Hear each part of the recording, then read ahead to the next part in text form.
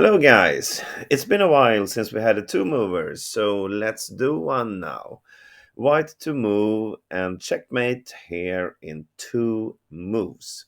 So our pawns are going up and the black pawns are going down. And of course, you see this g4 check, but it's not checkmate because there is a little rule called en passant. So that is of course not the correct move. Black will take back with a check.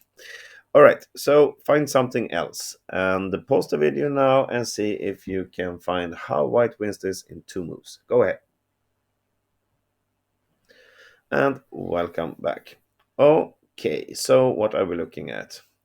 Uh, what about f4? We are attacking the bishop, but more important, we are threatening queen e2 checkmate.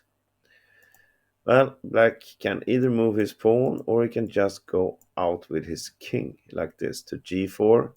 And if the check comes, it's not checkmate because our pawn is hanging like this.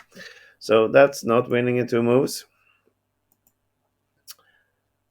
Should we put our queen here first and then threaten f4 with a discovered checkmate? Well, it's not that good. Black can now move his bishop that is not pinned anymore and give a check. And of course, we don't win in the next move after that. Now, we have a knight here, and that's what we are using.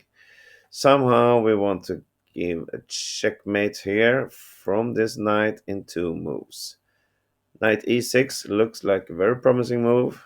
It's threatening to come to either of these two squares, and both are checkmate.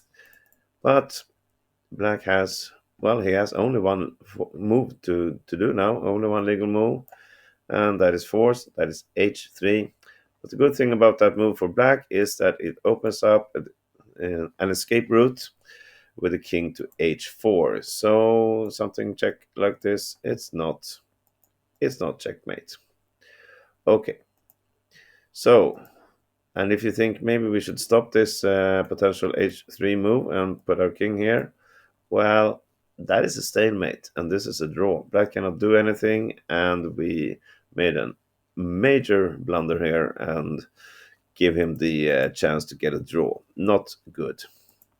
No, the knight has to come somewhere else. What about knight e2? We're threatening knight f4 checkmate, but it's of course the same variation here. And it doesn't matter if we go to g3, the black king will escape.